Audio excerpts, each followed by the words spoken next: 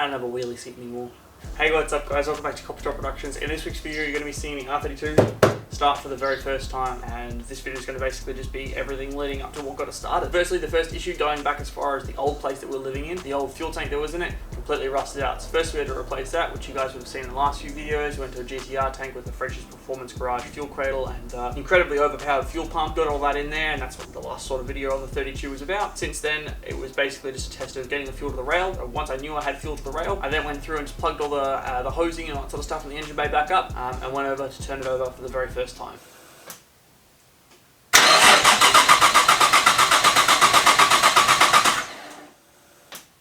And it didn't start. It was pretty clear that it was a spark issue just because there was no real firing noise, like it didn't even sound like it wanted to start. First thing I sort of did was go over the wiring loom, check out all the wiring and see if there was anything I could find that was obviously wrong, and straight away there was two plugs at the back of the engine bay for an aftermarket ignition modular, which obviously I didn't have. Best thing I could do was snip it all off, get the original wiring and the original ignition modular and plumb all that in. So the first thing I had to set out doing was actually installing all the correct Nissan wiring. Did all that, plugged it all in, and then we were ready to turn it over for the second time to try and get it to hopefully start.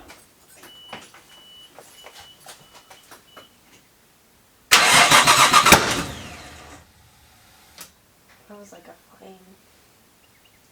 Was the flame? A little bit. And well, now we know we had spark because it backfired from combusting all the fuel that had been in the cylinder from when we were turning it over the previous time. It still didn't start. All along the whole process I'm thinking, if I turn it over, it doesn't sound quite like it's like it's combusting at some points but not at others. So after the other coils damage, checked the coils, they were fine, checked all the timing, all the CAS, that system was all good. So there's only one thing it could be, and that was the ignition wiring still. So I went back over and checked all my work and it came up right. Like there was nothing wrong, at least from first impression. Now, from the ECU, the pinout is cylinder 123-456. On the ignition modular, it has numbered on it 123E456, and then the opposite side 123-456, which I took for cylinder 1, 2, 3, 4, 5, and 6, and then earth, obviously, right? So that's the way I wired it up. But on the opposite side, leading to each of the cylinders, ignition wiring loom side has it routed differently. Rather than it being 1, 2, 3, 4, 5, 6, it's actually 1, 5, 3, 6, 2, 4. Something like that, which is actually the ignition sequence of the motor. So basically I had it wired up wrong. So I snipped all the wires that I'd had wired up incorrectly, wired them into the correct placement, turned it over, and finally it started.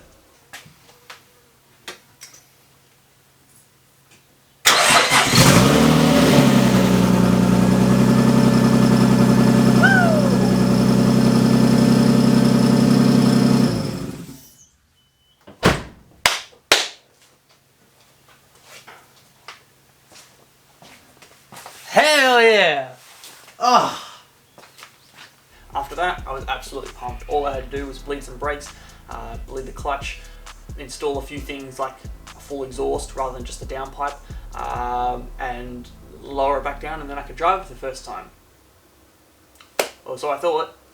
Unfortunately, that sort of peak high happiness of, oh, I got my 32 running, was shortly met with not so great results from the turbo side of things. As I was letting everything warm up, you'll have to forgive me, this one was filmed on my iPhone because I didn't have the camera at the time.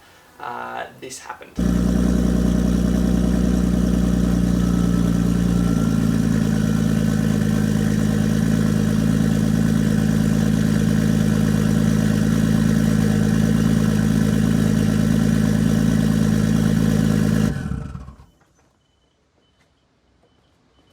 It dropped in RPM and started pushing out some horrible smoke. Now at this point I was pretty butthurt, decided the only thing that I could really do was pull the turbo and see what was going on. And when I did, I found that at the back, at the rear housing of the turbo, scraped my finger along the bottom and there's plenty of oil there. So obviously the turbo was chewing through some oil, unfortunately. So that was alright because I had a spare turbo sitting around. So I grabbed that one out, and although originally I thought it wasn't in as good a condition, it certainly seemed like the better option because I knew it wasn't blowing out smoke. So I plumbed that one in, chucked it all back together, turned it over, and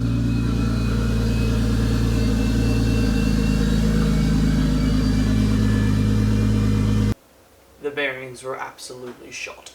That turbo is currently still in the car because there's no point taking it out because unfortunately I don't have a third turbo to test. And that's where we're at right now. So, the R32 does run. It does start. I have a turnkey starting R32, which is great. Can I drive it? No.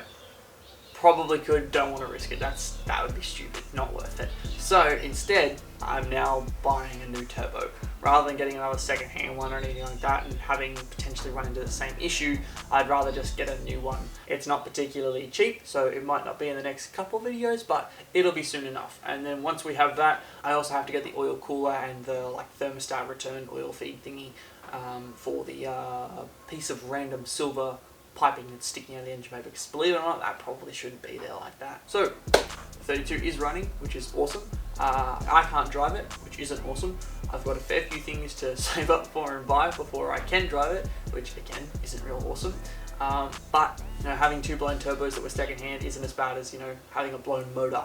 So yeah, anyway guys, that's going to be it for this week's video. I hope you have enjoyed what little content there was sort of around getting the 32 running. Catch you next week's video where we're probably going to be back in the 31, maybe going to a drift event. I don't know, the spots are currently filled up in all the upcoming ones, but if somebody drops out, then I'll be the first in and we'll be at a drift event for next Friday's video. Alrighty guys, I'll leave it there.